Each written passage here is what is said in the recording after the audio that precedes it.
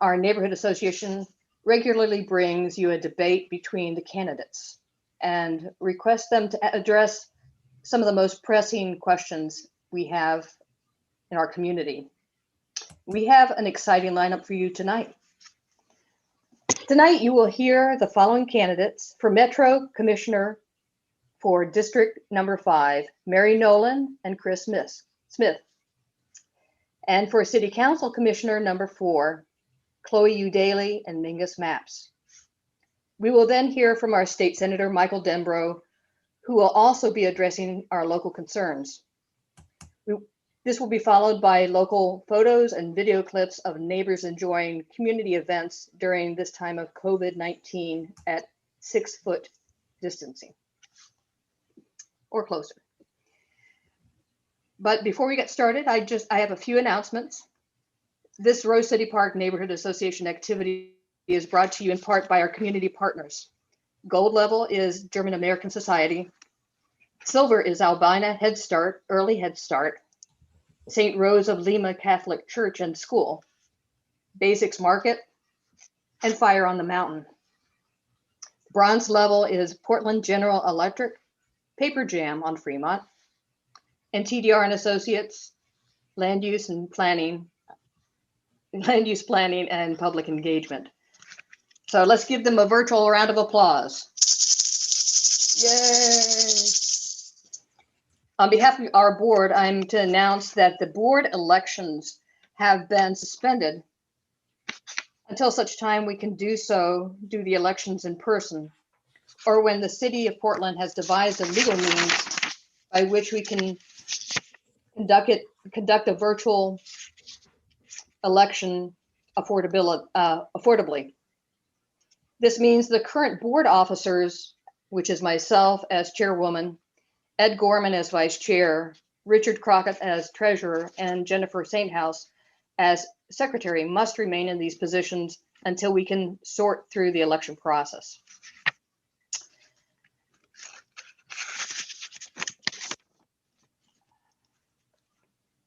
As officers, we are asking that the 7 at-large members continue in their roles for the same reason. Our bylaws state that our board can hold up to 25 members, and currently we have 11. So vacancies do exist. At-large positions may be approved by the board between general membership meetings. So if you are interested in being a board member, please let us know and show up at our next board meeting, and just do info@rosecitypark.rcpna.com. That's our email. We will not be able to address new business at this meeting because of technical issues. But if you have a topic that needs to be discussed, please send it to us in an email with your name and address, and the board will include this item for discussion at our next board meeting. Send those items to us at GM, meaning general meeting, at rcpna.org. Again, that's GM, as in General Motors, at rcpna.org. Thank you. Let's turn to our committee reports. Ed? Which one's up first, Tam? It's the communications. Yes. Yeah. Okay. So it's pretty short. Rose Park Neighborhood Association is currently seeking a person to lay out our newsletter. The newsletter is hand-delivered to every residential and business doorstep within the neighborhood 4 times each year. It is also available digitally on our RCPNA website and Facebook pages. It's posted on Nextdoor, and it's emailed to our MailChimp list of subscribers, which includes plus or minus 800 neighbors.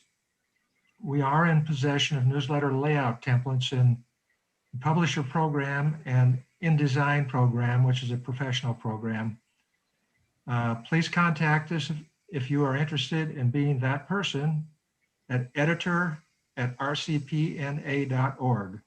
editor@rcpna.org. Please pass this on to anyone you know who resides in or nearby Rose City Park and who you think might be interested in donating their time for this valuable service to the neighborhood. If you wish to be a subscriber to the digital edition, you can sign up on the front page of our website at www.rcpna.org. That's www.rcp.org. And that's the report for now. Okay. Kelly Davis, do you have our Land Use and Transportation Committee report? Sure. Let me talk briefly about some of the projects we have under construction. So the Sandy 51 apartments at 51st and Sandy should be completed by the end of this year. They've been delayed a little bit due to COVID issues. The Umpqua Bank apartments at 47th and Sandy are supposed to be completed about mid in 2021. We also have 2 apartment complexes under construction on Fremont and around 50th. One project is 10 units in 3 stories, and another is 18 units also in 3 stories. I don't have a schedule for their completion. One of the latest issues that we dealt with was the Ambassador Lounge on Sandy. So it's been holding karaoke nights over the weekends during the summer. Measured decibel or noise levels have exceeded code limits by 2 to 3 times. With help from neighbors, the noise ordinance office, the fire marshal, adjacent apartment developer, and our committee, the outdoor performances have stopped and the illegal stage and some walls will be torn down. Our committee also wrote letters to request additional resources for the noise ordinance office, which is down a position and is 6 months behind in investigations. It turns out that the person who came to measure the decibel levels is the only person that serves the entire city of Portland at this time. Also, the Sandy Boulevard Civic Corridor Plan. The Portland Bureau of Transportation is applying for a grant to fund a study of traffic on Sandy Boulevard. The study will involve all modes of transportation: cars, trucks, bicycles, pedestrians. Our committee will monitor the study closely to make sure that neighborhoods' needs are addressed. There have been some rumors about losing a lane of traffic on Sandy, so interest is pretty high. So stay tuned for updates at other neighborhood meetings. That's it. Great, thank you. As these debates could be construed as political, I want you to be aware that none of our community partners, including the German American Society, are part of the Rose City Park Neighborhood Association decision-making process, and under no circumstances endorses or opposes any candidates. The Rose City Park Neighborhood Association Board does take stand on local issues on behalf of the neighborhood, but does not endorse or oppose ballot measures or political candidates. First, I will call on each candidate. Hold on, jumped ahead of myself. Now let me lay out the process we have here for our candidates. For the next 30 minutes, we will hear from our 2 Metro candidates. The format will be the same for both the Metro and City Council candidates. First, I will call on each candidate to present their 4-minute introduction. Second, I will ask 3 board-generated questions of the candidates. We want the candidates to both take turns responding to each question as it's called. A coin has been tossed, and Mary Nolan will be tonight's first speaker, followed then by Chris Smith. Then we will go to the round of questions from the board. Third, the candidates will be given 90 seconds to respond to each question. Lastly, we have received questions generated from the neighborhood as of Friday. Those have been placed in a hat. And I will continue to ask the questions drawn from this hat until our 30-minute time limit is up. Mary Nolan, you now have the floor for your 4-minute presentation. Thanks so much. And thanks to everyone for being here. I am Mary Nolan. I'm running for Metro Council in what's known as District 5. I would imagine some people on this call even know what Metro is and maybe even know what District 5 is. Metro, as you probably know, is the regional government unique to this area. This is the only metropolitan area in the country that has a directly elected governing council that is directly accountable to the residents and businesses, the voters in the district. And I am really engaged and at home in this part of the metro area. I'm invested in the people. I enjoy the neighborhoods. I enjoy the sense of welcome and inclusion throughout the district. And I particularly like the commitment of neighbors and businesses in this part of the region to greenness. And I mean that both in the sense of environmental protections and in the sense of the natural landscape and beauty. Metro deals with and helps the region manage its land uses. You talked a bit earlier about issues around development, and so it's land uses, conservation, as well as development. Metro deals with other environmental issues around solid waste and recycling programs, around green spaces that the voters have asked Metro to assemble to protect the airshed and habitat. Metro operates venues which have been very hard hit in the last 8 months. That's the Convention Center, the Performing Arts Center, the Expo Rec Center. And Metro also recently has been asked by the voters to take a lead role in affordable housing and in homeless supportive services. I come to this position, I come to seek this position and offer my services for it because I've spent my career developing skills in convening people of different backgrounds, often with very different viewpoints, to address common areas of interest. Is that 1 minute? Yeah, we got 1 minute. We've got Perfect. a time Thank clock you. up here. Okay. And I create an atmosphere in which those viewpoints, those life experiences, that professional wisdom, those business and personal residential neighborhood needs can be addressed, identified. Others are encouraged to understand their neighbors and then come to a conclusion that works for the betterment of the whole community.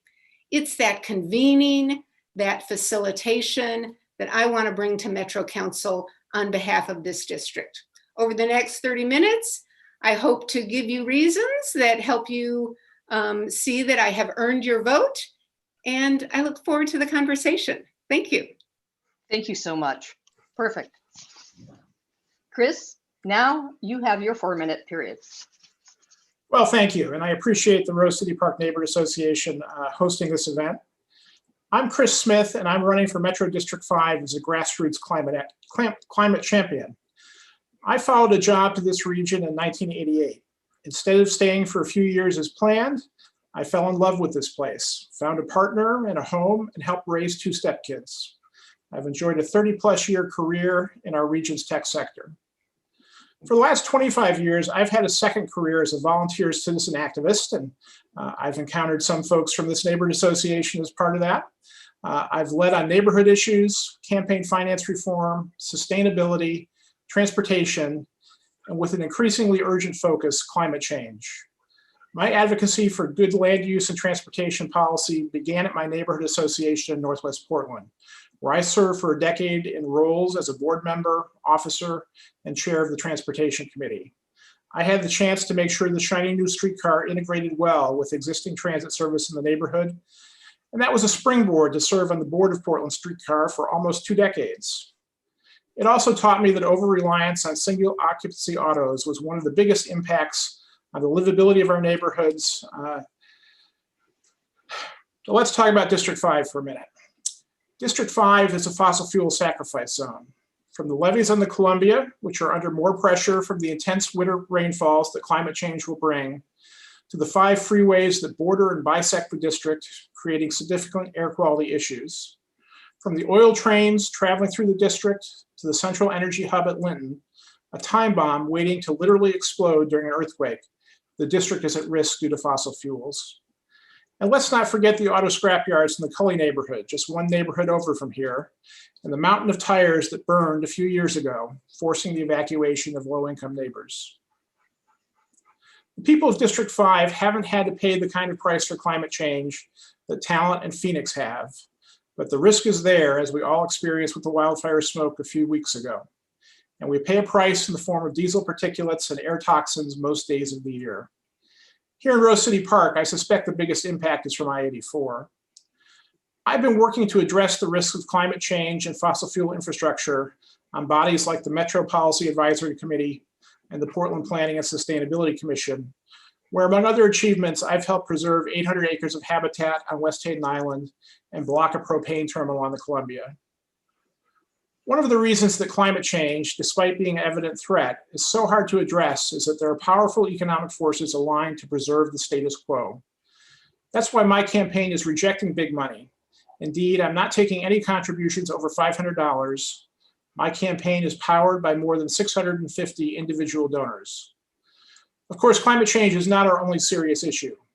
We're also facing up to crises of housing and racism. Our solutions must be intersectional, creating broad prosperity as we transition our economy to a sustainable basis. That's why I'm a supporter of a Green New Deal for our region, our country, and our planet. I look forward to our discussion today. Thank you. Thank you very much, Chris. Now for our first question from the board. And this will be to Mary Nolan. What do you bring to the Metro board position that your opponent does not? You've got 90 seconds. 3 things. 1, I bring both a skill and a genuine passion for collaboration, for helping people come together, wrestle with really hard issues at the neighborhood level, at the regional level, at the state level, at the municipal level, and come out with better solutions than any one individual or group in that discussion could have achieved on their own. That's one thing I have a track record of at all levels, including regional. Second, I have a passion about this region and the people who call it home. I am excited about learning more, bringing people together, and helping them prosper in the way they define success. And finally, I have broad experience in all aspects of Metro's responsibilities, save one. Metro manages 16 pioneer cemeteries, and I've never managed a pioneer cemetery. But all the other areas, I have direct legislative, leadership, policy setting, and budgeting experience and success. Excellent. Thank you very much. Chris, what do you bring to the Metro board position that your opponent does not? So I bring very specific experience with the land use and transportation planning issues that are heart of Metro's mission. I've served on the Portland Planning and Sustainability Commission for the last 11 years, dealing with almost exactly the same set of issues. And prior to that, I have experience at Metro, having served on both the Transportation Policy Alternatives Committee at Metro, as well as the Metro Policy Advisory Committee, which is the table where leaders from around the region, mayors, city councilors, county commissioners, come together with Metro councilors to form a consensus about a direction for Metro. So I'm well versed in the specifics of how policy is made at Metro. And in contrast to Mary, I don't consider myself a convener. I think of myself more as an advocate and a coalition builder to advance good policy, sometimes in the face of entrenched interests. And finally, I'd say that I have experience as a campaign finance reformer, from chairing a city club committee 20 years ago that looked at campaign finance reform to practicing that in my own elections, both in 2008 when I ran for city council using the voter-owned election system, getting 1,100 people to give me $5 to qualify for public financing, and in this campaign, relying on individual donors to finance my campaign. Thank you. Okay, thank you. Question number 2, and this is to Mary to begin with. Metro Measure 26-218, also known as the Get Moving 2020 bond, will establish a new payroll tax of up to 0.75% on businesses with more than 25 employees. Given the financial impact on businesses, especially those located in the downtown area due to COVID-19 and protests, why do you think it is the right time to ask for this tax increase?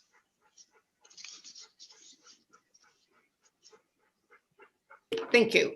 Thanks for the question. And I have thought about this a good deal. We've been asked a similar question in different forums and different angles. And I'd like to respectfully suggest that your question is framed wrong.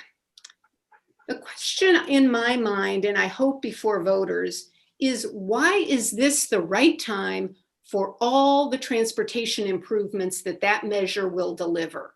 Why is this the right time for safety improvements? Why is this the right time for transit improvements? Why is this the right time for bus through lanes? Why is this the right time for neighborhood improvements driven by the neighborhoods, whether they're Rose City Park or Cornelius or Oregon City? Because I think when businesses and families make decisions about something that's important to them, they focus on what they need and then they figure out how to pay for it. I would make the case that all of those improvements are urgently needed now. They will benefit residents, they will benefit commuters, they will benefit businesses. And we have to pay for it some way. You know, buses don't come for free if we're going to electrify the system. Youth Pass doesn't come for free. We have to pay for it some way. And there will be so many benefits to businesses out of this program that I think it's fair for them to chip in to help pay for it. Okay, thank you very much. Do I need to repeat the question to you, Chris? No, we're fine. Thank you. Okay. I agree with Mary that we need to think about the time frame a little bit differently. The pandemic and the recession are issues of this year and perhaps next year. We have been underinvesting in our transportation system for decades, and the benefits and the work that will come out of this measure will go on for decades. When we look at that progression, I think the question is, why didn't we do it sooner? As to the specific impact right now, I think we need to keep in mind that the tax won't be collected until 2022, by which time I hope we will be recovering from the pandemic and the recession will be in the rearview mirror. But even if not, the effects of this measure are stimulative. This measure will create over 37,000 jobs, and we all know that transportation is one of the key drivers of our economy. So the increased mobility created by these projects will also stimulate the economy. So I think the time is absolutely right to do this. I think the safety and equity benefits of these projects are undeniable. And I'm particularly impressed that this package was put together largely by a BIPOC-led effort. Both the steering committee that Metro put together and then the Getting There Together coalition that advocated for some very significant improvements in the package are centered on BIPOC communities, and the effects of this measure will overcome deficient infrastructure that we've provided to BIPOC communities. Thank you. Okay, thank you, Chris.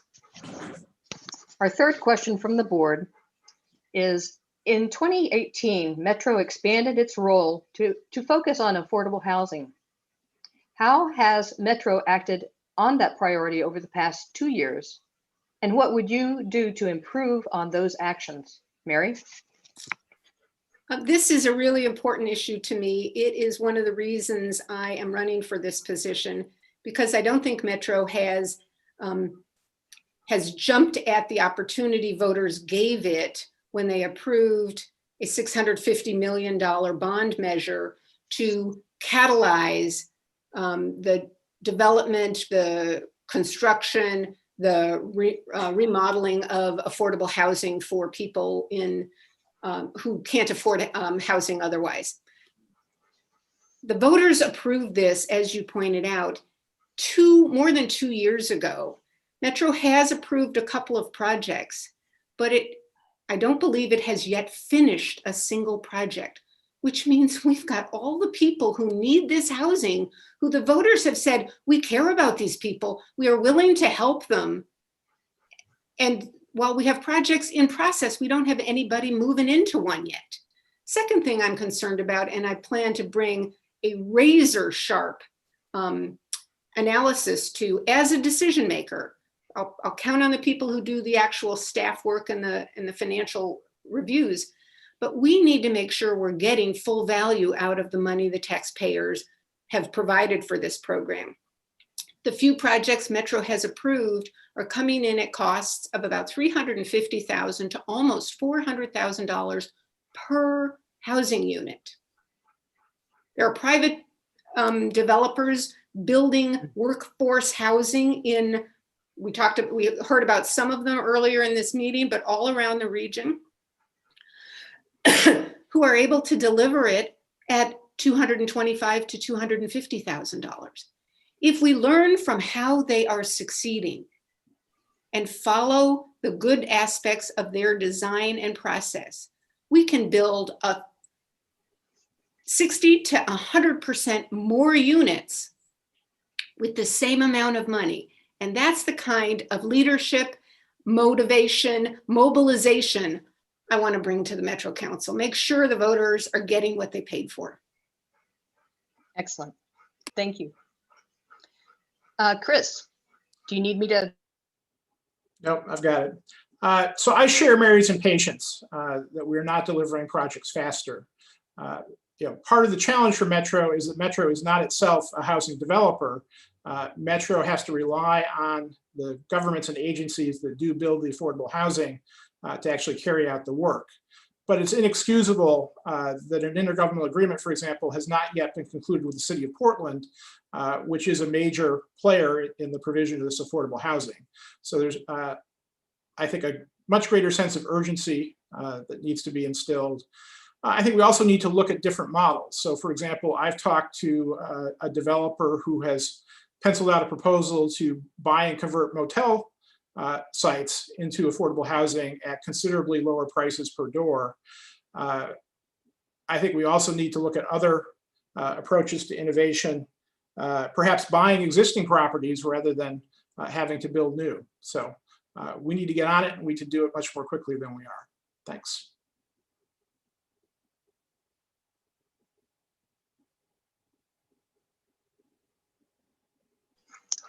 Thank you so much. Okay, now we have questions from the hat here. And we are ahead of schedule. So I think we can expand the time period to 2 minutes for your answers if you want to take a little bit longer. Okay, this is from Nate Ramsey. Who are you supporting for the race for Portland mayor and why? And that's to Mary Nolan first. I'm supporting Ted Wheeler. I am supporting him because he understands the complexity, the magnitude, the interplay of not just city services among the different bureaus, but city with county from his experience as the chair of Multnomah County, and city with state from his time as treasurer of the state. And I think he will bring together the resources, the wisdom, the energy of all those entities, those partners actually. And he's earnest about making things wonderful in the city that he loves. Okay. Anything else to add? Oh, okay. We'll turn it over to Chris. So I have not made any endorsements in any of the city council races, and I'm going to stick with that. And sorry, Mingus and Chloe. And my ballot will remain a secret ballot. Thank you. Okay.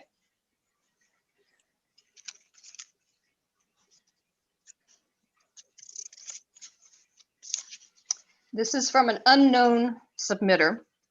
How can residents hold Metro accountable to meet its stated objectives within their approved budget? Mary? That's what elections are about, I think. Now, this is an open seat. Sam Chase is completing his second term on the council at the end of this year. And so voters don't have an opportunity, if they were delighted with Sam's work on the council, to send him back for 4 more years, or if they weren't happy, to say, okay, we'll choose someone else. But I think that's what the elections are about. The other thing is Metro has a very, very active and robust citizen participation process. It's got advisory committees to serve on. It has very open processes for its work, the council work sessions, when they're really beginning to wrestle with issues and formulate ideas and plans, as well as when they're actually moving forward with proposing ordinances, proposing budgets. And citizen participation, resident participation is actively sought and actually pretty easy at those things. The other thing that I think helps keep the council on track with its own vision and its budget is that Metro has a separately elected auditor who reviews the work of the staff as well as the council members. And again, if voters are not happy with the work that that auditor is doing to keep the council members in line, they can show him or her the door. I think that's what representative democracy is about. It works very well at Metro. Okay, thank you very much. How about Chris? Well, I agree with Mary's comments about the citizen involvement effort. I've served on 2 of those advisory committees as a citizen representative, both on TPAC and as the representative for Multnomah County citizens on MPAC. I do think there are some improvements that could be made. For example, prior to the pandemic, Metro did not televise its work sessions. The full council meetings themselves were televised, but the work sessions were not. Now, since everything's on Zoom, those recordings are available. I certainly hope that Metro will continue that practice once the pandemic is over and they go back to in-person meetings. In fact, I hope that we will see blended citizen involvement in meetings after the pandemic, that will have the opportunity to either testify in person or to testify remotely by something like Zoom. I think that each model has its pros and cons, and we'll get the best result for citizens by embracing both. And I also echo Mary's comments about the auditor, and would note that the auditor has been somewhat critical of some of Metro's work on the housing bond, and the council has taken corrective direction. So it's a useful function. Okay, we've got 2 more questions left. We'll see if we can fit them all in. And this is from Ed Gorman. Mary, do you support the proposal by Friends of Frog Ferry, and that's www.frogferry.com, to develop a river passenger ferry system? I don't know yet. I'm aware of it. I know they have recently released an analysis around the cost of the vehicle, the fleet that they would need to make this a reality, and the operating subsidy that they would need. I'm not opposed to subsidies, because in transportation, our track record is subsidizing really inefficient modes, most particularly single passenger cars for commutes and leisure and shopping and things. So I want to learn more. I'm aware of the proposal. I'm intrigued. This isn't Puget Sound, and so we've got the challenge of we don't actually have a direct route. But if they can achieve the time that they talk about from Vancouver to downtown Portland, it competes with the time of being in one of those single passenger vehicles on I-5. I think there is probably more potential in other ways of improving the capacity of our public transportation system than a ferry. And so in my mind, it would have to stack up against other options like through bus lanes and alternative transit systems that maybe go point to point and not just on fixed routes. So I'm yet to be convinced, but I'm open to being convinced. Okay, sounds good. How about you, Chris?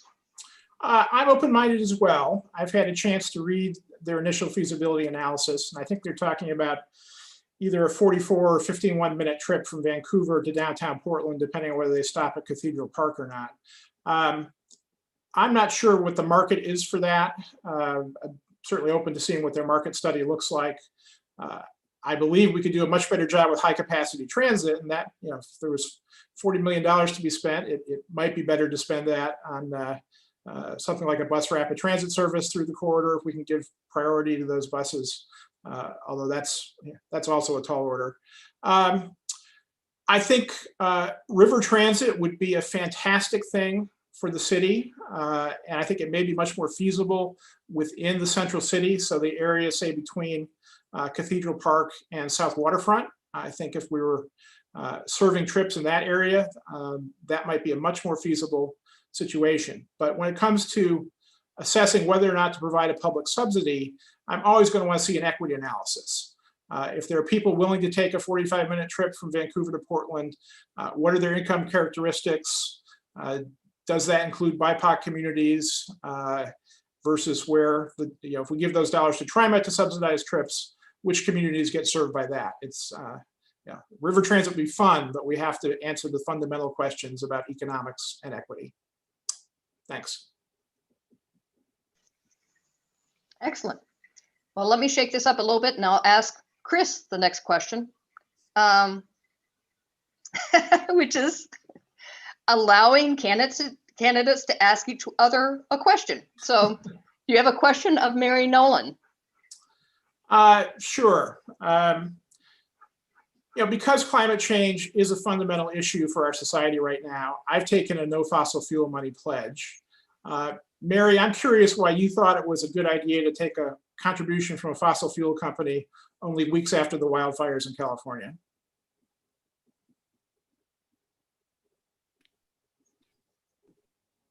Chris is being coy about my contributors. I did accept a contribution from Northwest Natural Gas. They serve upwards of 50,000 people in the district that he and I both want to represent. They provide a vital service to those residents and businesses. They also have invested tens of millions of dollars in decarbonizing their system.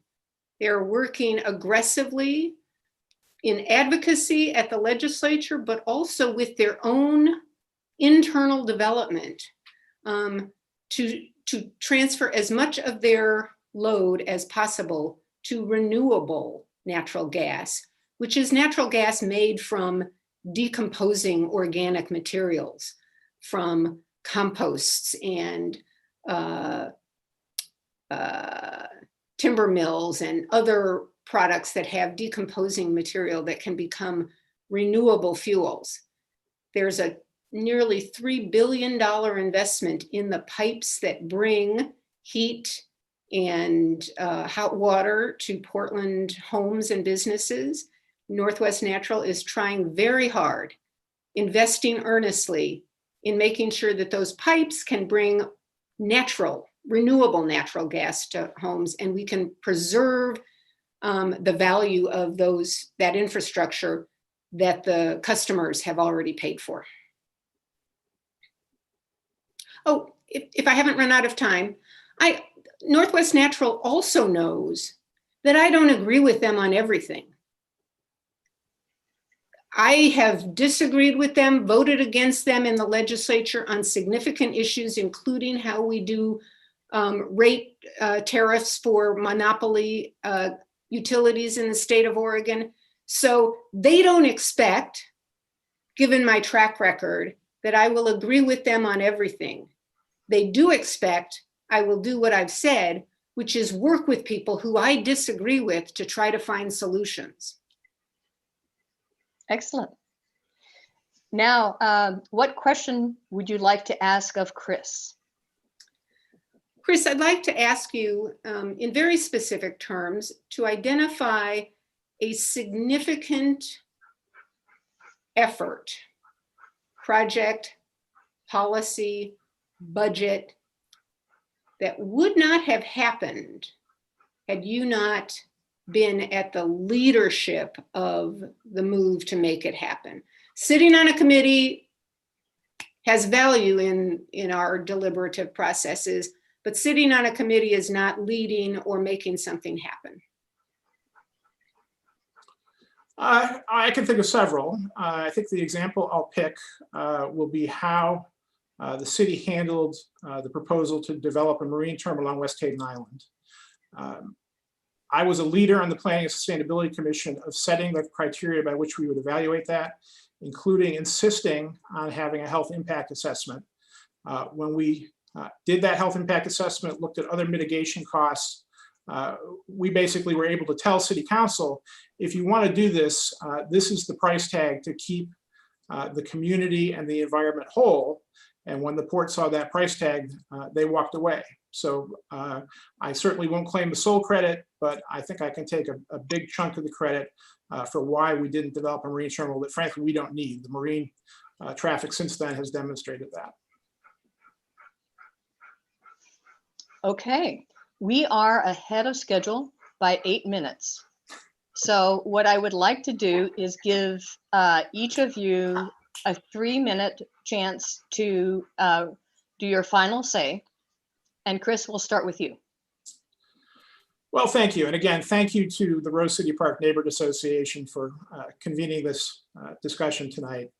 I believe that we're at a time where it is critical that we step up to addressing climate.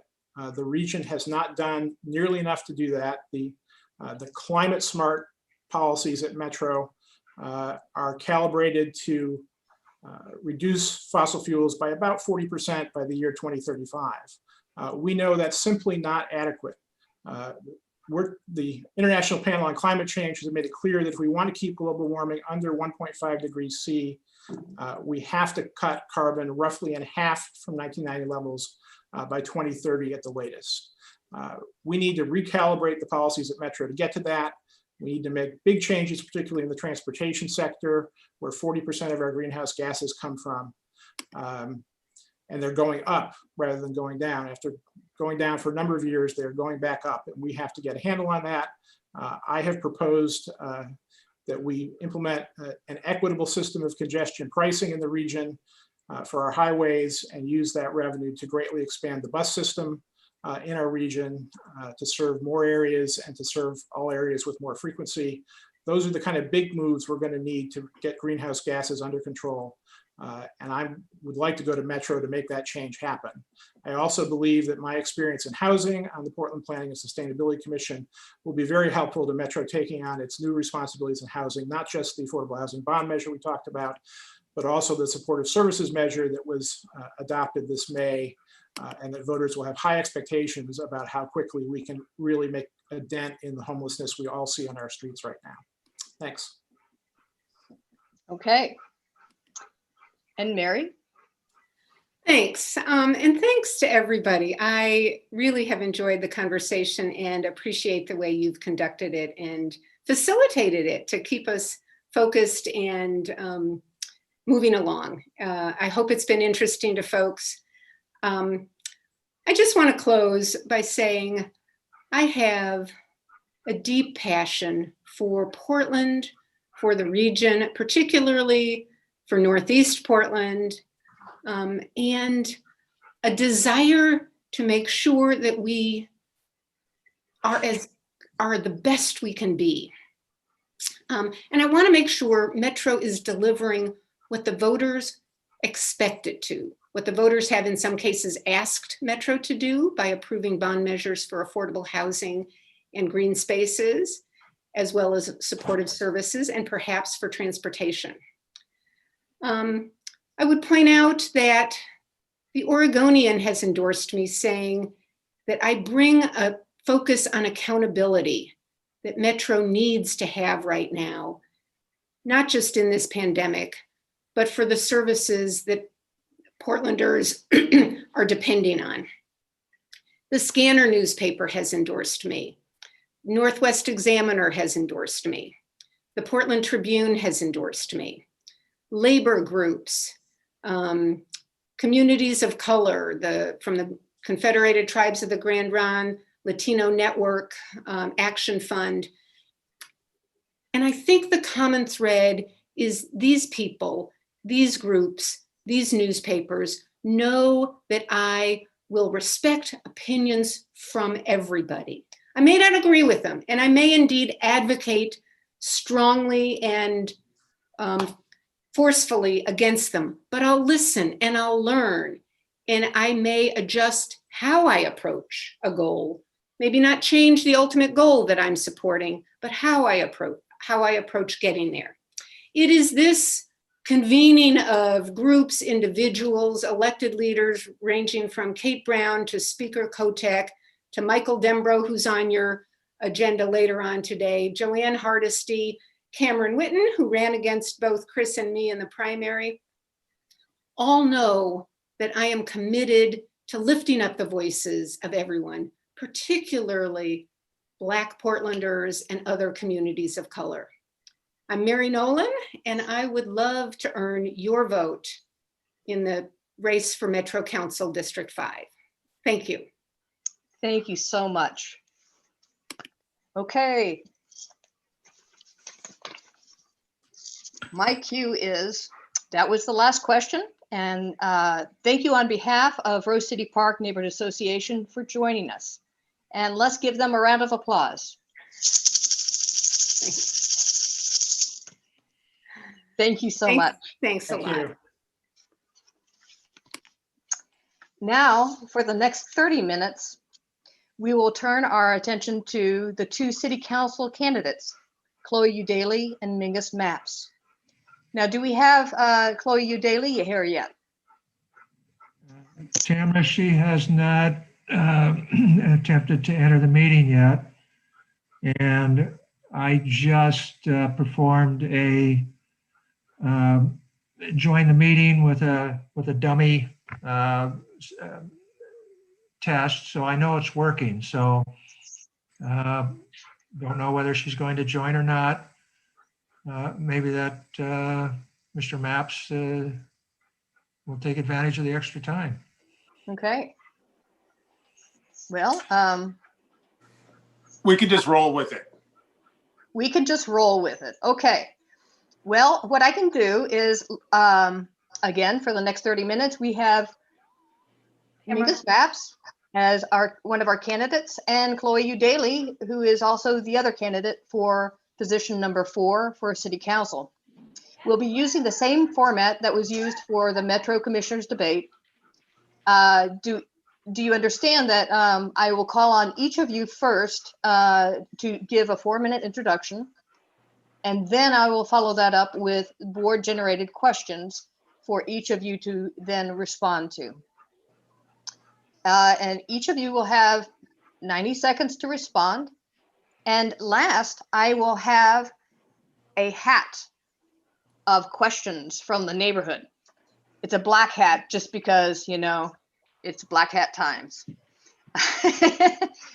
And so, since you actually won the coin toss, Mingus, we will ask you to begin with your 4-minute presentation. Well, first of all, thank you so much for organizing this event. I'm very much a neighbor. I live in the Buckman neighborhood, so I'm about 20 blocks south of you. And I used to work out in Park Rose, so I traveled through Rose City Park all the time.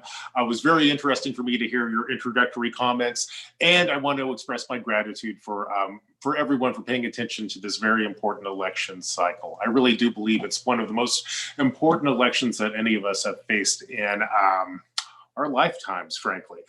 Let me just tell you a little bit about myself. My name's Mingus. I'm running for Portland City Council, position number 4. I'm running for City Council because, you know, for the same reasons you guys are here tonight. You know, I love Portland, but at the same time, I'm deeply concerned about the direction our city is heading in.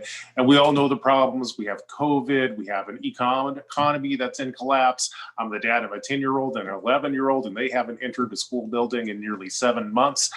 Home Homelessness is out of control. Violent crime on the streets is worse than it's been since the crack epidemic. We have Portlanders out on the streets every night demanding racial justice and civil rights, and a police department that needs reform. Navigating these crises is going to require extraordinary leadership, and that's also why I'm in this race. I think I have the background and vision needed to get Portland back on track. Let me tell you a little bit about myself. As you know, I'm a single dad. I'm a Democrat. I'm progressive. I'm also pragmatic, and I have deep roots in Portland. I did my undergraduate work at Reed College and then went on to get my PhD in government from Cornell University. I've split my career in two halves. On the one half, I've been an academic where I teach on issues of urban politics and race at places like Harvard and Cornell and Brandeis University and Portland State University. And I've also been a public servant here in Portland. So I've held policymaking positions at the city, at the county, and at Portland Public Schools. Indeed, I bet I know some of you from my work, both as the program coordinator for the city's neighborhood association system and as a supervisor for the city's crime prevention programs. Two programs I believe in very much. Experiences like that have taught me an awful lot about how Portland works. It's taught me an awful lot about why Portland sometimes doesn't work, and it's given me some ideas about how we can work together to make Portland work better. Let me highlight about 6 issues that I really want to make progress on when I am on council. Our first issue has to be COVID and COVID recovery. And there are many different dimensions to COVID. There's both just holding down the COVID curve. Indeed, all the evidence we have is that we are at the, not at the end of this crisis, but really kind of in the middle. So we got a lot of work to do. We also need to make sure that we meet everyone's basic needs so that no one loses their housing because of this crisis. And we need to work together to figure out how we get the economy back on track.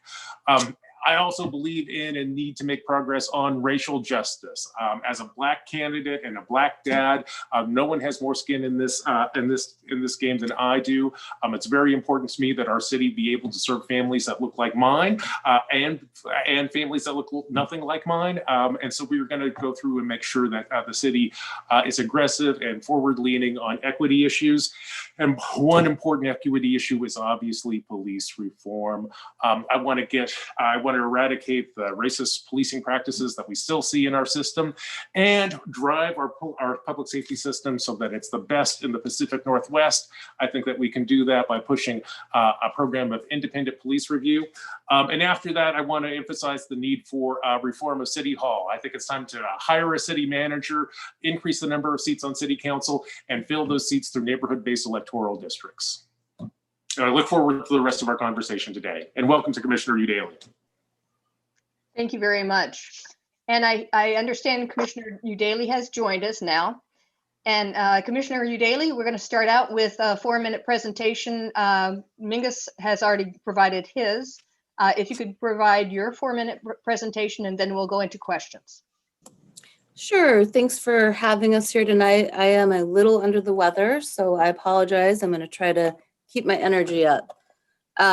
So my name is Chloe Udaley, and I'm running for re-election to Portland City Council.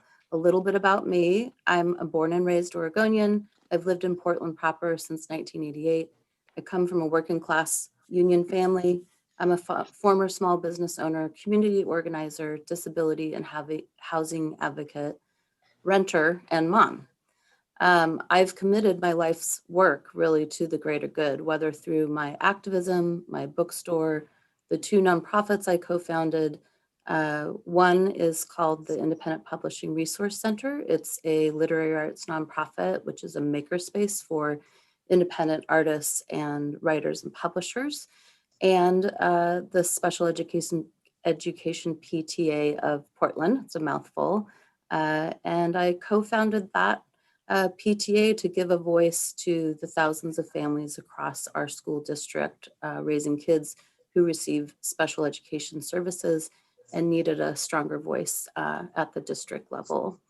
And most recently, leading up to taking my seat on City Council, my advocacy for disability rights and housing justice. I've spent the last 30 years of my life fighting for justice and standing up for people who are the least well-served and some of the most vulnerable people in our community. and I've continued that work in my nearly 4 years on City Council. I've delivered the strongest tenant protections Portland renters have had since World War II, some of the strongest climate and environmental protections in the country, and innovative transportation initiatives such as the Roseland Project and Healthy Businesses, which if you've recently dined outside, you've probably enjoyed. I've also fought and won millions of dollars in COVID relief for Portland's small businesses and arts and culture communities. Racial justice is at the heart of all the work I do. When we center the people who are least well-served, we end up with policy that does the most good for the most people in a more just and inclusive society. I'm proud of the work that my team and bureaus have accomplished working hand in hand with community, and I'm looking forward to continuing that good work for a better Portland for all in the next 4 years. I encourage you to learn more about my track record and my vision for moving Portland forward at votechloe.com. As we all know, we're facing numerous challenges, many of which have been decades in the making, some of which just presented themselves this year, whether it's our form of city government, our neglect of affordable housing, racist public policy, or our mistreatment of our environment. The work to undo this harm will likely take a lifetime or more, and that is work I'm committed to doing. Over the past 4 years, I've built great working relationships with elected leaders across the state, as well as community leaders and advocates and numerous organizations. My endorsements reflect this, including Senators Merkley and Wyden, Congressman Blumenauer, Commissioner Joanne Hardesty, and Multnomah County DA Mike Schmidt. I'm also endorsed by Unite Oregon, Latino Network, the Community Alliance of Tenants, Portland Tenants United, Oregon League of Conservation Voters, Sunrise PDX, and numerous civil rights leaders and advocates. I think I have a little time left, but I'm running out of breath. So I will just stop there and we can move on to questions. Thank you. Okay, we've got first we have 3 questions from the board, and then we have those followed up by questions we received from the neighborhood. And I will have Mingus take the first role at this question and then follow that up with your response, Commissioner Udaley. Our question is, what do you see as the role of neighborhood associations in Portland? How will you support neighborhood associations in succeeding in this role? Is that good to me? That's to you. I love neighborhood associations. I think they're an important part of Portland's grassroots democracy. That's one of the reasons why I used to serve as the program coordinator for the city's neighborhood association system. You know, I've been around long enough to remember why and how we created the neighborhood association system. It was a way to harness the energy of thousands of Portlanders to hold City Hall accountable and to empower real people to make their own neighborhoods better. I think we want to continue that tradition. I think Udaley and I could agree on many things, but I think this is one way in which we're a little bit different. I think neighborhood associations are part of our solution, especially at a crisis like now with COVID and homelessness and crime in the city spiking. Doesn't mean that neighborhood associations are perfect. Indeed, there's a lot of reform that needs to happen there. I'm excited about making that reform happen. Neighborhood associations were created at a time when Portland was a very different place. We have become more diverse. We have more renters, more people of color, more people who speak English as a second language. And neighborhood associations need to do a better job of reaching out to communities like that. We can do that though. And frankly, one of the things that got me in this race is I think that it's the job of the commissioner in charge of the neighborhood association system to provide you folks with the tools you need to help your neighbors and your community. When I'm there, I'm going to do that. I'm excited about bringing neighborhood association leaders together on a quarterly basis to trade information and ideas about best practices. I think that we need to develop tools inside the Office of Civic Life to help you do outreach. Zoom is a great example. You know, I think we can maybe, there's some things we might want to take forward from this moment to figure out how we can do a better job of reaching out to people. But most important, I think I want everyone to know that when I'm on City Council, I will be a partner to you and every neighborhood association in the city. Okay, thank you very much. Same question to you, Chloe. Do you want me to repeat that? I don't, but I thought those were going to be two separate questions. It's going to be hard to answer in 90 seconds. I'll try my best. Okay, thank you. So what do I see the role of neighborhood associations being? I mean, I know that historically they were created to increase civic participation in city policy making and other decisions, especially around land use and budget decisions, but they certainly serve other functions as well. They're mutual benefit societies where neighbors get together, build community, and help solve issues in their own neighborhoods.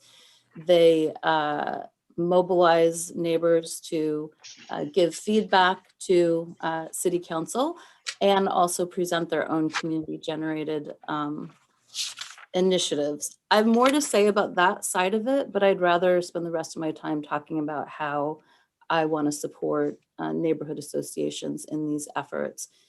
I think one of the biggest failures, although I will say in revisiting the whole history of neighborhood associations, which is the second time I've read these materials, I clearly see a history of a lot of incredible energy from the community going into the associations and a lot of failures on the part of the city, either failing to implement policies, fund programs, and just I think the ongoing changes in leadership at the commissioner and bureau level have been a challenge to the system. So one of the biggest failures I see is the city should just give neighborhood associations a free and easy way to reach everyone in their neighborhood. That's a challenge, I think, to neighborhood associations and outreach and involvement, and I would love to figure that out. I think we're putting too much of the scarce resources into a coalition system that pays for 6 EDs that oversee 15 employees. I would much rather see that system streamlined and more of that money going out to neighborhoods and through the small grants program. I'm in the process of setting up an online civic engagement platform that will be a benefit to neighborhood associations, both in their immediate neighborhoods, but with connecting with others across the city who share similar issues. The city itself needs to provide better accommodations for people facing language barriers, who have disabilities that need accommodations. And I think that we need to help neighborhood associations with those issues as well. If we haven't figured out that challenge, it's unfair to expect small volunteer-run organizations to figure that out. I would love to bring back the annual neighborhood summits that were happening in the early 2000s, and yet another thing we lost to lack of funding. It is critical to me that we ensure underrepresented communities are included and heard, and that is work that we've known for decades now that really needs to be done in the system. And then finally, preparedness and resiliency, working with PBEM and fire to bring neighbors together to plan for big events. Thank you. Okay, thank you. Right. I went over our 90 seconds, but that's okay. All right. Our next question, and this one will go to you, Chloe, first. What do you bring to the city council that your opponent does not? Sorry, I muted myself already. Well, I mean, I think most notably, I bring 4 years of experience on city council and a lengthy track record in successfully advancing well-crafted, research-based, effective, and legally defensible policy solutions that that have almost always been passed with 4 or 5 votes. I think the experience I bring and the commitment to progressive policy making is critical in this moment that we're facing multiple crises. We haven't even made it through the COVID crisis, and then we're going to be facing years of recovery. I also bring, notable differences in, I'd say, politics and priorities. I'm going to direct people to my website again, votechloe.com. You can check out my list of accomplishments as well as my platform and priorities for moving forward. and my endorsers, which I'm really proud of, not because of how impressive they are, but because that list is made up of people and organizations that I've built real relationships with and coalitions with and have done meaningful work with. And I'm excited to get to continue that work. And finally, I will say that starting out in 2016, and it's no different today, that I'm committed to being a voice for the people of Portland. I'm not beholden to powerful special interests who have traditionally held sway over council, many of whom are backing my opponent. Thanks. Okay. Mingus, now it's your turn. Sure. Well, I think the differences between the incumbent and I cut straight to the heart of what makes a good city councilor. I would argue a good city councilor is a good bridge builder. Our campaign has been endorsed by more than 150 individuals and institutions. On the other hand, Commissioner Udaley is famous for frankly, burning bridges as part of her politics. Another thing which is very important for a member of city council, especially in our form of government, is to be a good administrator, because each member of city council is in charge of managing at least one city bureau. I would argue the chaos, dysfunction, and frankly, cruelty that we see over at the Office of Civic Life is evidence that being a good administrator is something the commissioner is still working on. I am evidence-based. This is signaled partly by my PhD in government, and also very much about how it's also signaled by how I've gone about my public service over the course of my career. On the other hand, I would argue that the incumbent is very much ideologically driven. And I would also argue that I'm a good listener and a lifelong learner. And I would argue that contrasts with Commissioner Udaley. If you've ever had a meeting with Commissioner Udaley, I ask you, did you come away from that session feeling like you were heard? I think those are some of the differences that really matter. Another thing which also really matters is I'm a person of color. I bring a unique perspective to City Hall. In the entire history of Portland, only 2 Black men have served on City Council. I think at a time when we're dealing with issues of racial justice and police reform, it's more important now than ever that we have a Black man on City Council. And these are some of the things that I will bring to the city.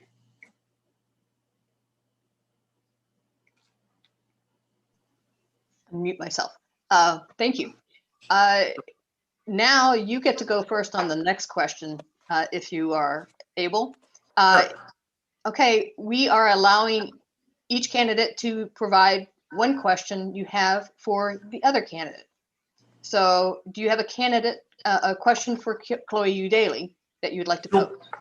Absolutely. I think everyone on this call knows that Commissioner Udaley's attempts to change the neighborhood association system have been controversial and unpopular. I'd like to give her an opportunity to share her view about what went wrong there, why there's so much resistance to her attempts to change the neighborhood association system, whom does she blame for the controversy, and what did she learn from the experience? All right, I think that was about 6 questions, so I'll do my best.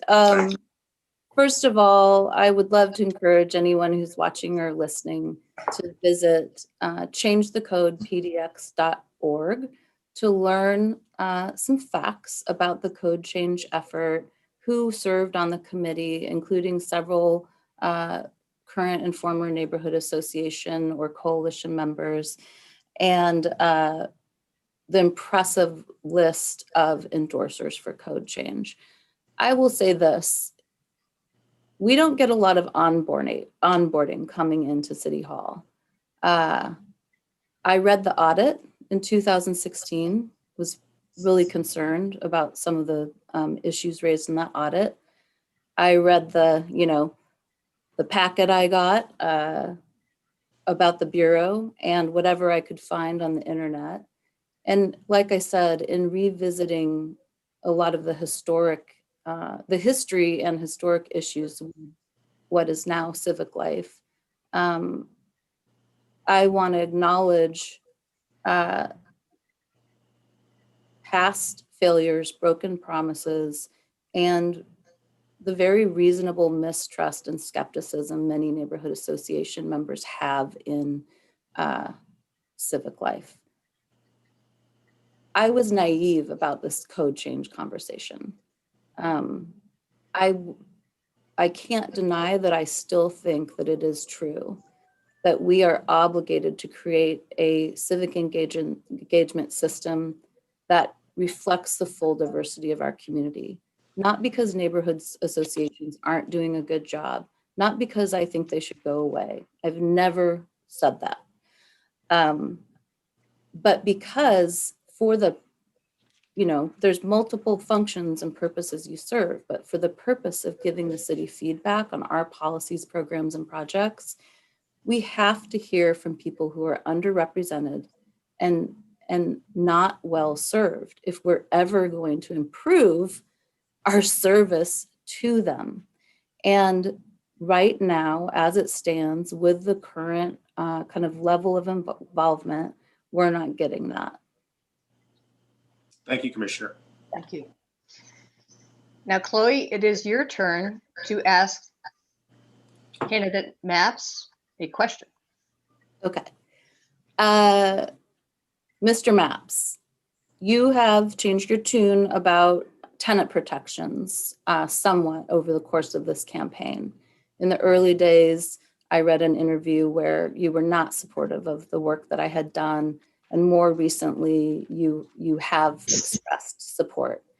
However, you are endorsed by the landlord and realtor lobbies, in particular Multifamily Northwest, who has brought repeated legal challenges, all of which have failed, against my tenant protections. They're also currently part of a group of lobbyists across the country suing the CDC over the COVID eviction moratorium. So I would like you to explain to Portland renters, myself included, I'm still recovering from years of being a cost burden renter and being price gouged during the housing crisis, how you will support and build upon my good work in tenant protections, and how we can trust you when you've somehow won the support of these special interest groups that are absolutely opposed to all of that work.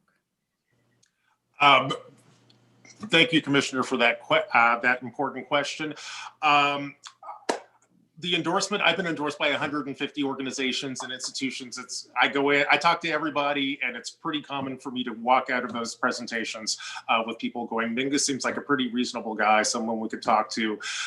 Like you, I'm doing public financing for this race, so we're not taking big dollars from anyone. And I actually kind of don't understand the politics of and I kind of want to discourage Portlanders from thinking that just because someone endorses you, they agree with you, or they, I'm endorsed by plenty of people who disagree with me. Indeed, I think the thing that I bring to the table is someone who is smart, who's a listener, who's a bridge builder, and who's looking for creative solutions. And I want to actually congratulate Commissioner Daly. She's done an awful lot of important work to help protect renters. I think this moment is really about inventing the next moment and next chapter in bringing affordable housing to the city of Portland. That's why, I'm very much committed to extending the eviction moratorium until we're through this COVID crisis. I want to increase funding for emergency housing vouchers. I want to develop and implement anti-displacement policies, an important thing which has been missing from Portland for years and years. I think we need to have a zero tolerance policy for racial discrimination in our housing market. I think we need to preserve the affordable housing that we already have in the city, and I think we need to prioritize building more affordable housing. One of the things that I'm deeply concerned about is Portlanders have invested, millions and millions of dollars to bring more affordable housing to the city. But when I take a look at how much that affordable housing is actually costing for the city to bring online, I'm frankly kind of horrified. And if you take a look at how many actual new doors and new affordable housing the city has built, it's shameful. We need to do better, and I will when I'm on city council. Okay. All right. I have a question from the community. This is from Nate Ramsey. This will first go to Chloe, and ballot measure 107 would amend the state constitution to allow the state and local governments to impose limits on campaign contributions and expenditures. If it passes, will you support a new campaign finance system for the state of Oregon that, well, let's say for the city, that restricts influence of large dollar donations? And what would be the basic tenets of your plan of support? Almost a softball question, Nate, because the answer is unequivocally yes. I didn't accept donations from big business or any entity that does business with the city in my first election. I'm participating in the Open and Accountable Elections program. This time around, I've taken pledges not to accept money from the fossil fuel industry or the police union. I voluntarily complied with campaign finance limits that I was told I didn't have to in the seed money raising phase of this campaign, which limits donations to $500. I am for overturning Citizens United. I do not believe corporations are people, and I think that we need to get them out of politics or campaigns altogether.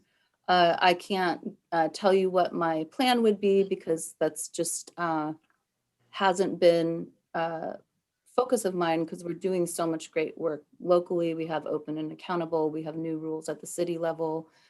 Jason Kafori, one of the attorneys behind a lot of these efforts, is also one of my endorsers. So hopefully, despite the fact that I don't have a well-crafted plan for you, that's enough proof of where I stand on the issue. Okay, thank you. Mingus, do you want me to state it again, or do you... No, I got it. Yes, Okay. I love campaign finance reform. My own campaign, we're doing public financing, which means we don't take dollars from corporations or PACs. We only take dollars from individuals. The largest contribution we can accept is $250, and that has been amazing. One of the things it's forced us to do is to lead a real grassroots campaign. It forces candidates to go out and meet people, shake hands, talk to folks. It really helps you learn the city. Even if I wouldn't go back to the sort of old way of doing business. Even if I had the option, I think that Portland will be better if we impose and adopt real campaign finance rules. I think it actually makes campaigns stronger. Indeed, I think if you take a look at the candidates who are still standing today, they pretty much are who are doing well at this moment. Most of them have participated in at least limiting the amount of contributions they make. I think Portlanders want that. And I tell you, as a candidate, it actually is liberating and it feels great and really changes the dynamics. I haven't really felt the influence of big groups as being any more. I haven't experienced, unions or other folks as being any more influential than like regular Portlanders. And I think that's the kind of politics we want. I look forward to extending that tradition into the future. I think it'll give us a healthier politics, a more dynamic politics, a more inclusive politics, and a better city. Okay, thank you. Our next question is from Terry Parker, and I will address this to Mingus Maps to begin with. Okay. Discord at the Office of Civic and Community Life has created rifts in both internally within OCCL and externally within the community. How will you unite the members of the community? The Office of Civic Life is a famously broken and dysfunctional bureau. The cruelty I saw over there was one of the things that got me into this race. It's not right. One of the things I will do after I'm elected is to invite the auditor to do a outside investigation into the problems that we've seen. Just a couple of weeks ago, the Ombudsman released a really troubling memo about abuse of staff. And the fact that investigations into abuse of staff have gone nowhere. None of this is okay. It's a disservice to both the people of Portland and to the public servants who try to serve those people. So I think we need to start with, frankly, new leadership. I think we need another audit. And I kind of think we need a Truth and Reconciliation Commission, frankly, because there is just so much hurt both inside the Bureau around what's happened in civic life, and there's so much hurt in the community that around what's happened in civic life, that there's no way to move forward unless we all come together as a community, recognize what went wrong, fix the things that need to be fixed, and then move together as a community. And that's what I'll do with the Office of Civic Life, should I win and should I be assigned the Bureau. Okay, thank you. Chloe Udaly, please. Yes. So, no commissioner wants to be put into the position of being critical of a bureau or bureau staff or past leadership. But I'm going to take a minute to paint a picture of the bureau that I inherited. You're all familiar, I think, with the 2016 audit. Civic Life at the time had about 65 employees. About 10% of those employees were under investigation for complaints from community members. About 20% of those employees had to be asked to sign a leave directive, which is because they couldn't show up to work on time or be accountable for time they were on the clock when they weren't in the office. And at one point, I had to pull the purchase cards, which are debit cards, from 50% of the staff who cumulatively had about $120,000 in charges that were not accounted for. There was a real issue with performance and accountability in the Bureau. We made radical changes there to leadership and to the structure of the Bureau. And those changes were swift and they were really hard for some people. What I will say is that with Bureau staff, I slow walked discipline processes with every single person to try to give them the supports and training they needed to course correct and demonstrate that they could flourish under new management. And that worked with some people, not with others.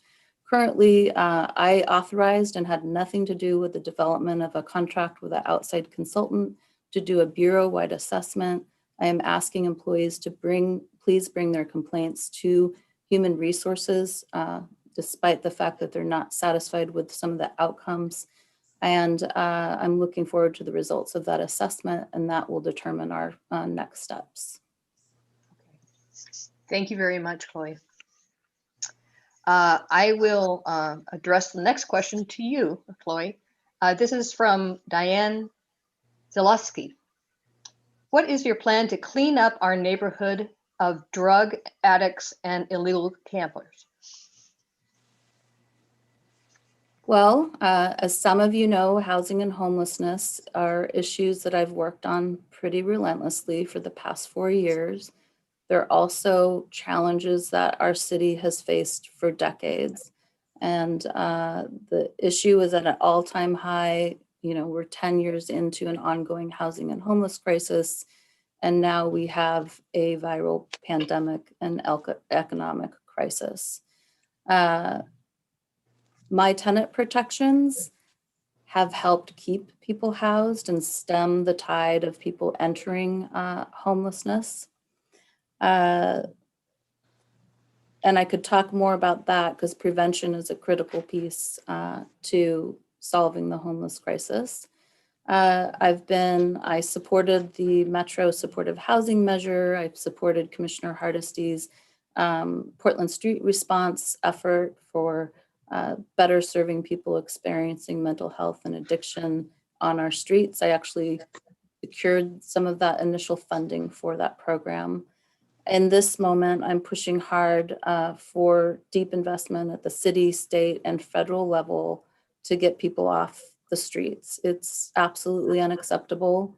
I do have compassion for both our housed and unhoused neighbors and a commitment to treating people in crisis as humanely as possible. We need to get creative and resourceful, look at all of our assets, look at all the spaces that are not being used right now, like schools and community centers where people could access bathrooms and showers and kitchens and laundries. We have never truly acted like this is the emergency that it is. And I'm hopeful that with our new council especially, we will make real progress on this issue in the coming months and years. And I'll go. A very important issue. It takes me back to my time as a supervisor over in the crime prevention program. We actually spent a lot of time working with your neighborhood to try to deal with issues, livability issues around houselessness, drug addiction, crime. One of the things that I look forward to doing is revitalizing that program. I know a lot of you depended on it. We had crime prevention coordinators who came out and met with you and talked about how we could address livability issues. I think that we should be in that business. I think there's ways in which we can evolve that program forward, but I think just stopping helping neighborhoods like yours deal with the needles, the camps, the sort of break-ins is outrageous and a real disservice. You'll have a partner back in City Hall should I win this election. And then let's talk about homelessness. I agree. I live very much in the neighborhood, pass through all the time. We need to do better there. One of the things I'm going to do on City Council is to challenge the city and my colleagues to end chronic houselessness in the next 4 years. One of the things that's important to recognize is that there are many different kind of houseless folk, but there's actually a relatively small group of folks who live out on the streets 365 days a year. There's generally a reason why those folks are out on the streets. In addition to maybe economic issues, there's often drug addiction issues, there's mental health issues. One of the things I think we need to do is to focus in on that population and try to connect them with both housing and mental health services. I'll point out that I don't think this is a matter of trying to get more resources out of voters. Over the last several years, Portlanders has set aside, more than $500 million to both house the homeless and to provide them with the services they need so they can stay inside. All I'm asking of my colleagues and all I'm asking of the city is that we set aside some of those dollars to create 4,000 units of highly affordable supportive housing so that we can take care of our most needy neighbors.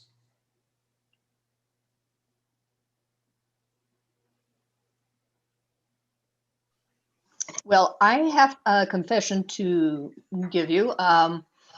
It is already past time when we're supposed to stop, which was 8:20, and our representative Dembro is not here yet. So actually, I am, Tamara. Oh, you are here. Hi.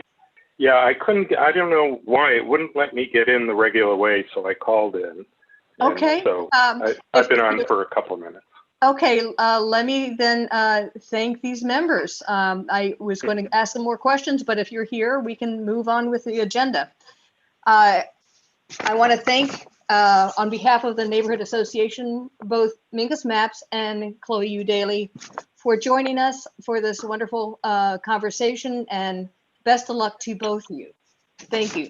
Thank you. Thanks, Rose City, and thank you, Commissioner Udaly, for the dialogue. I hope you're feeling better soon. Thank you. Yes. Thanks, everyone. Thanks for having us. And hello, Senator Dembro. And goodbye. Hey, Chloe. Bye. Feel better. Thank you. Okay. Well, at this point, our next speaker tonight is our District 23 Oregon State Senator, Michael Dembro. He has represented our district in the Senate for over 7 years. Michael Dembro chairs the Senate Environmental and Natural Resources Committee and serves on 3 additional important committees. This includes the Senate Rules Committee, the Senate Judiciary Committee, and the Joint Legislative Policy and Research Committee. Following Senator Dembro's presentation, I have 3 questions selected by the board and a hat with more questions from the neighborhood. Let us welcome Senator Michael Dembro. Hey, thank you. Thank you very much, Tamara, and thank you everyone for being part of this. I'm sorry you can't see me, but for some reason it won't accept the password that I'm giving it or my email address. So you got my voice.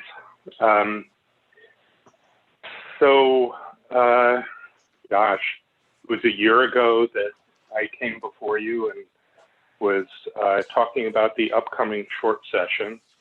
As you know, I'm trying to remember what I had to say there, but I'm sure I said something about how the previous session, our 2019 long session, we had issues around Republicans walking out and denying us a quorum. Hi, Marcus. Mengus here. Yeah, hi. I'm doing good. How about you? Yeah. Hey, can you get off, whoever, Mingus? Yeah, he's Mingus. off now. Yeah. Okay. Sorry. Yeah. Anyway, I think I probably said at that time that I didn't think that it would happen again because it being the short session, that would risk shutting down the entire session. But that is exactly what happened. And then, of course, a week or so later, COVID hit. And, you know, here we've been ever since. You know, the legislature has continued to do its business remotely. And we have been doing that in a couple of ways. We had several special sessions that were convened, and our emergency board, which does budget allocations when we're out of session, has continued to meet. And you know, our committees and various task forces and work groups have been meeting remotely using you know, the Microsoft Teams platform. Actually, in some ways, we've been getting better participation than we do normally. I mean, that is one of the lessons that we're learning from this experience, is that, you know, it's not necessary all the time for people to go down to Salem. It is possible to convene testimony remotely. And for a lot of people, actually, that can be easier. So that's something that we're considering. You know, how do we make that more, you know, when we return to times of normalcy, how do we make that part of the norm? All that to be said sort of as a preview for, you know, normally I would be talking at this time about the upcoming long session, which is scheduled to begin in January. And we will begin in January, and that's one thing I can say for sure, is that on January 11th, legislators will convene at the Capitol in order to swear in our new members. But it's not clear that what exactly is going to happen after that, to be honest with you. It may be there's, you know, we're looking at different options. We're being, you know, we're consulting with our legislative lawyers and staff to see what our various options are. Obviously, we would prefer to be able to meet in person. We would prefer for things to be normal, but it seems pretty clear that we're not going to be there in January. So one of the things we're considering is perhaps we start the session late. That is, we, you know, we convene on January 11th, and then we, instead of then going into our regular business, we actually suspend operations until April, when the thought at this point is that, you know, there'll be enough vaccine around that we can sort of pretend to return to normalcy. We can return to normalcy, but, you know, it's all very unclear at this point. So we'll either be doing that, or we will begin our work in January with most of our committees meeting remotely and legislators going down to Salem once or twice a week to actually vote on bills. Our Constitution requires us to vote in person. And, you know, I will say just as quickly that a lot of the work that we'll be doing will be around responses to COVID, of course, you know, as well as responses to the wildfires that we've been experiencing. both of those, I think the state has been doing a pretty good job, but we've learned a lot of lessons about weaknesses in our system, and I think we're going to be addressing a number of them in that session. I do, before I open it up to your questions, I do want to say that my committee assignments actually have changed since we last met. I'm no longer chairing the Environment Natural Resources Committee. I'm now chairing the Education Committee, which for me is kind of a return to my roots, as it were. That's what I did when I was in the House. And then when I came into the Senate, I inherited environment, natural resources, developed a real passion for it. But to a certain extent, my heart is still, in the world of education, workforce development, higher education, et cetera. So I'm pleased to be doing that. So with that, Tamara, you said you had some questions, and I'd be happy to open the floor to anyone for their questions as well. Thank you. Can you address how the legislature can prevent Republican walkouts that halt the discussion and ratification of bills? Yeah, so, our quorum requirement is in our Constitution. Our Constitution says that we need to have 2/3 of the members present in order to do business. That is, if you follow these things, you know that that's extremely rare. Almost every other state has a simple majority for its quorum, which is what is required for our committees. But to actually vote on a bill on the floor, we're one of, I think, 3 states that has a 2/3 requirement. And so to make this change, we would have to change our Constitution and go to the more normal practice of a simple majority, or perhaps 3/5. I'm not sure. We, during the short session, the Rules Committee, which I sit on, actually did pass a bill to refer this question to the voters. If we had been able to pass that bill, which we were not because we didn't have a quorum, the Republicans walked out after we passed this bill to the floor, we would be voting on it right now. But we couldn't do that because we didn't have a quorum. The alternative was to gather signatures for constitutional referral, which we were prepared to do, but then COVID hit. And so, signature gathering at that point, if you had a measure that was not just about ready to go at that point in terms of having enough signatures, you weren't going to get it onto the ballot. Nothing did. And so we have 2 possibilities. One is that we elect enough Democrats in this current election so that we have the 2/3 necessary in the Senate and in the House. And I will say that there is a chance of that happening in the Senate, the way things are looking right now. For the House, I think it's going to be a long shot. But, that's a possibility. If we have 20 Democratic seats in the Senate and 40 Democratic seats in the House, the people will have spoken that way. Otherwise, we will have to do a referral in the next session and hope that the Republicans don't walk out over that, which I would be surprised if they did, but who knows? And if they do, then, we will put it on the ballot for the next election. So that's where we are.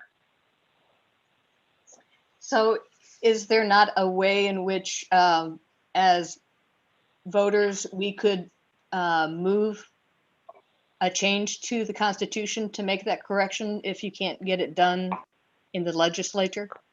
Mm-hmm. Yeah, you can do that through the signature gathering process, which I would suggest let the legislature try to do it ourselves first. In any case, the voters have to vote. The question is, how does that happen? Do you Do you do it through the legislature referring the question to the voters, or do the voters do it directly through a signature gathering process? Okay. The latter is kind of a challenge. Well, I mean, it's an effort, and so it's easier if the legislature refers it. But either way, it's an option for the voters. Okay. Describe the state's responsibilities and actions taken to keep citizens housed during the economic downturn caused by COVID-19. What additional actions have been contemplated, excuse me? Yeah.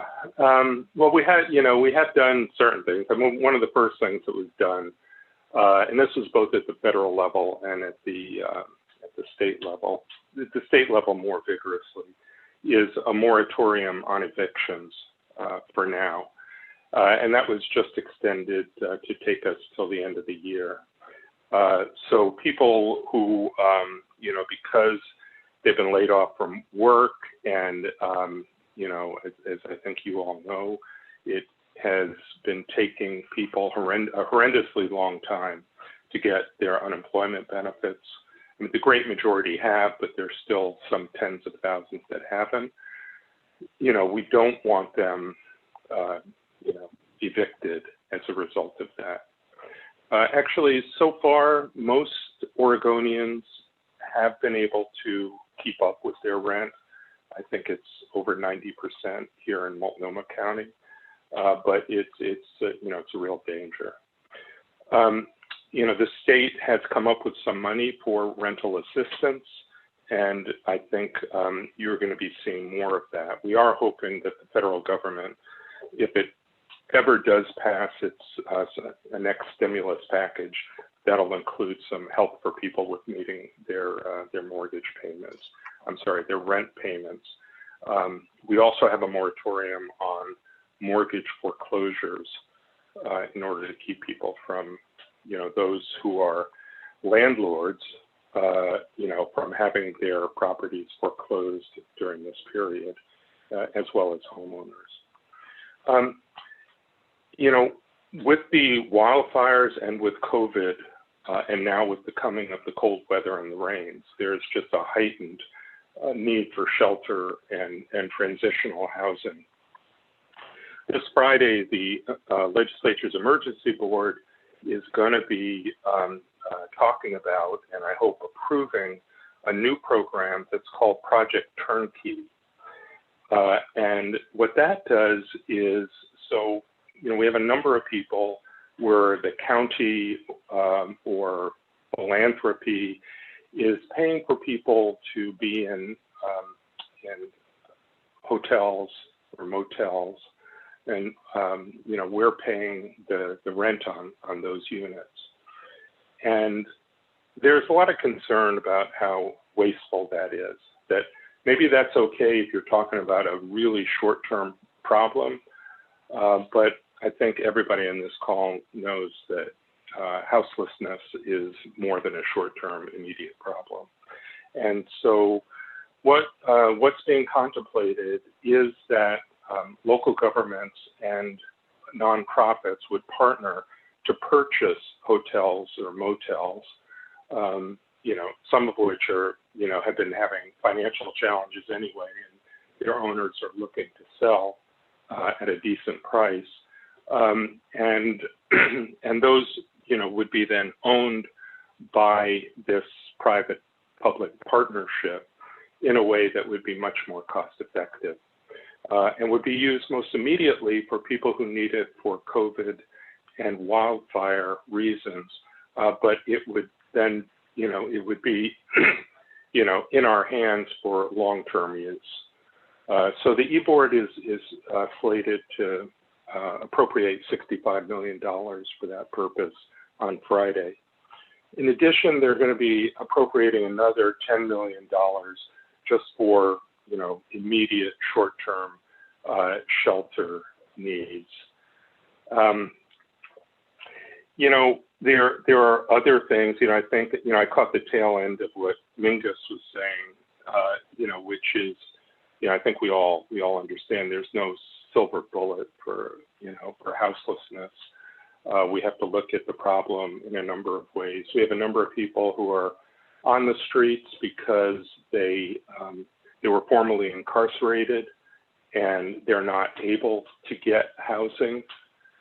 And that's a problem that needs to be addressed through some changes in our housing laws, and having something that's analogous to what's called ban the box for people looking for jobs. We, obviously, we need economic supports to keep people working, to keep them from, being unhoused. That's also going to be something that the state is going to be focused on through its stimulus and through whatever federal dollars it gets to help with that. So those are just some things. I'm sure that there's much more that's being contemplated. I know that we're going to see a number of housing-related bills in the next session. Okay, I have, I think we're just about out of time for this segment. If you, the last one question that we did have, maybe a quick answer, and I still would like to ask that. Ed, do we have enough time? We have plenty of time. Okay, then I'll go ahead with this. Especially given the current orders closing many businesses and schools, internet access should be considered a necessary public utility. What is the state doing to ensure that fair and equitable access is provided to all residents of Oregon? Well, this is definitely one of the things that, COVID revealed to us is, how dependent we are on internet services, right? Whether you're talking about telemedicine, or you're talking about schools, or you're talking about, access to, purchasing things online, just, access to emergency services, everything. And we are not in good shape. The federal government has been, is putting some money that has sent our way. The state has allocated about $30 million to kind of ramp up broadband services. But, this is, I have to say it's a drop in the bucket. And that's something that we're going to be continuing to work on. We have a task force, a House-Senate joint task force that's working on this now, trying to figure out, okay, we come up with the money, what is the best way to spend it so that people who need these services most will get it. And, a lot of people think of this as a rural problem, which it definitely is. I mean, people in the frontier parts of the state are, woefully underserved. But, we know that it's a real problem here in Multnomah County as well. And, one of the things that people here are talking about is actually making broadband, making internet services a regulated utility. And you're going to see legislation around that in the next session. So, stay tuned. I'm open certainly to, if any of you, any of you who are at this meeting, if you have any thoughts or any advice about how you'd like us to proceed with this, please let me know. Just know that it is a real priority. Excellent. Now, Ed, I think we need to close, right? So we can get to the next segment? Yeah, Tamara, we have, Kristen has a presentation, and then we have one other, and what do we have? 10 minutes left, so I think thank the senator. I'll let you Yes. conduct that. Well, since we are actually now out of time, I would like to thank you from the bottom of my heart on behalf of the Neighborhood Association for joining us tonight. And even if it's voice only, it's excellent to hear your voice, and we truly appreciate your good work. No, thank you very much, Tamara. And please, please let the next time be in person. That's what I want. That would be nice. I'm sure that's what we all want. But if not, I'm always available. All right. So, you know, again, this is convenient, actually. So let's take advantage of it. Let's take advantage of that. Okay, let's give them a round of applause. Thank you. All right. Good Thank night, you so everyone. much. Good night. Yep. Okay, at this time, I'd like to turn it over to Ed Gorman, our vice chair, in addressing some of the things that people have been doing for fun during this time of COVID. Okay, so we have with us Kristen Patone. Did I get that right, Kristen? Okay. And she and her neighborhood group down in 51st and what, Broadway? Yeah, between Halsey and Hancock, we did a block party. Okay. And we've got a short video and a couple of photos, and I'm going to share the screen here in a second. And then Kristen can narrate that and forever how long she wishes to. And I'll keep it short. well, we're filling time. so let's see. There goes the slideshow. And you're on. Oh, well, this is 51st Avenue, and we've been doing a block party annually, you know, for a very long time.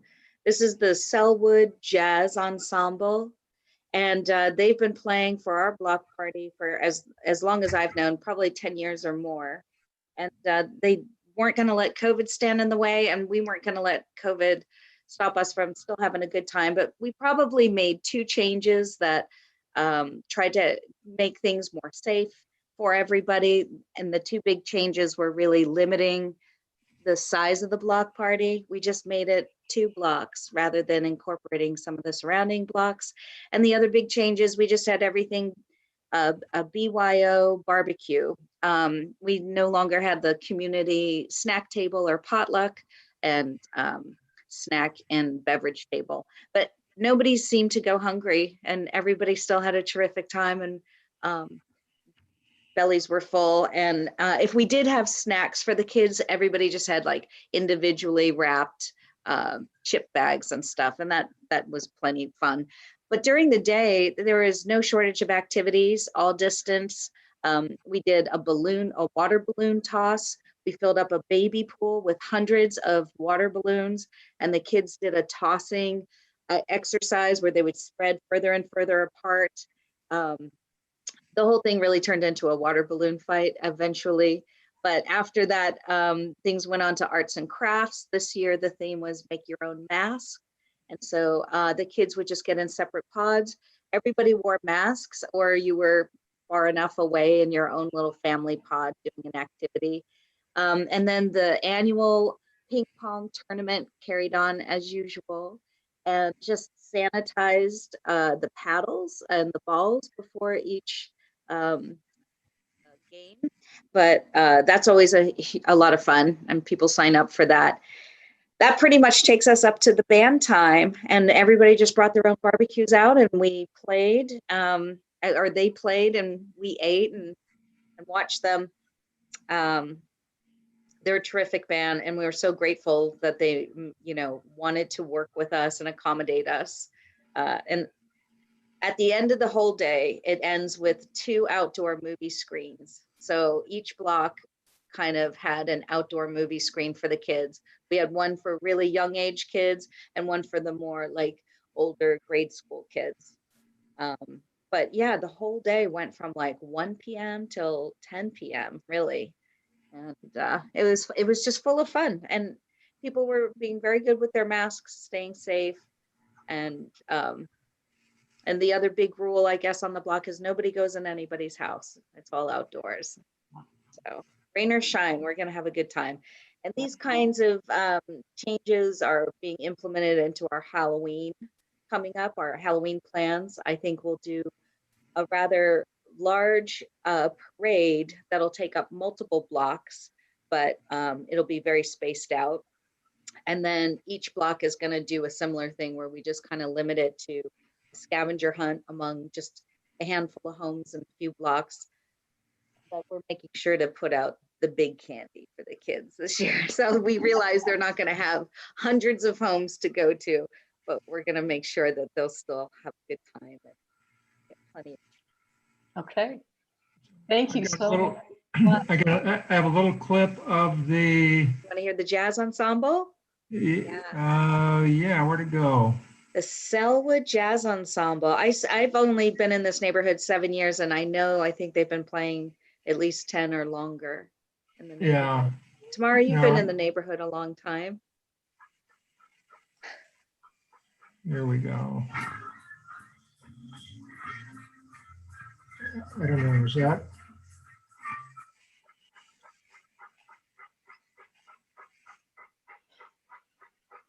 Was that working? Could you guys see that? Nope. No, let me try it again. Okay. This is technically difficult to get this. You did it yesterday. Yeah, I know. We went through a test run yesterday. And, well, let me do this.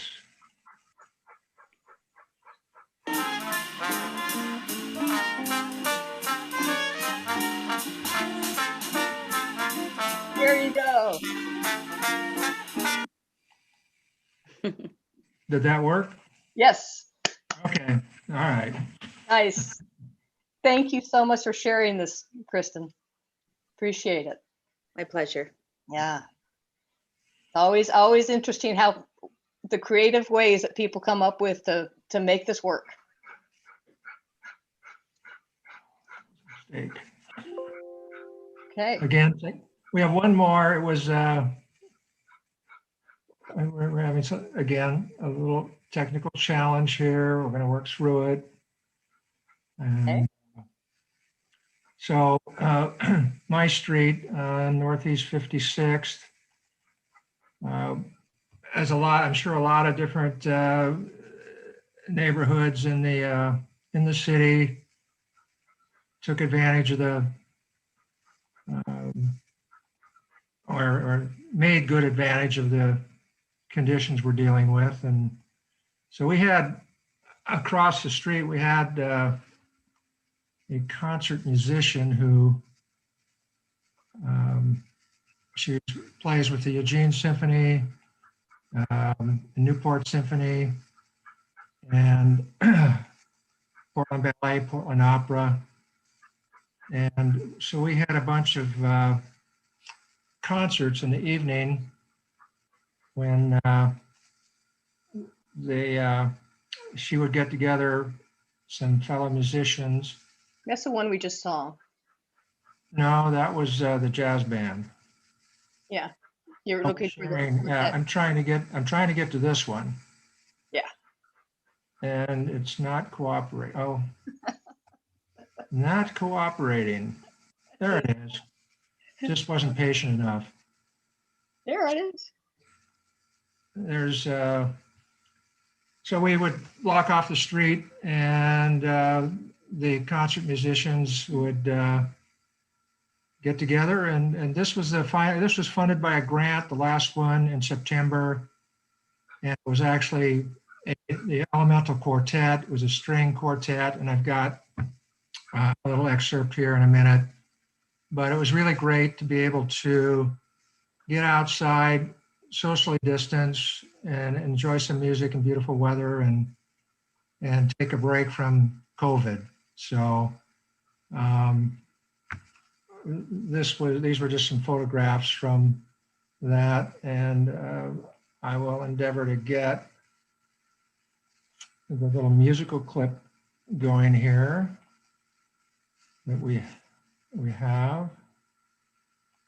Got to do that, and close that, and no, I don't need to open that. I need to go over here.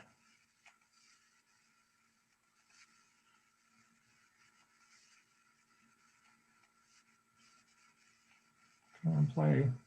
There we go.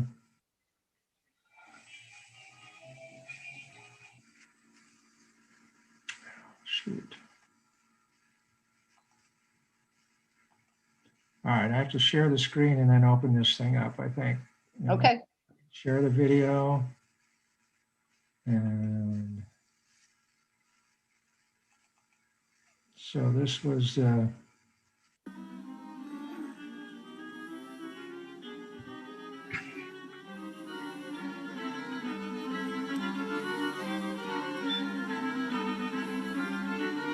Wow.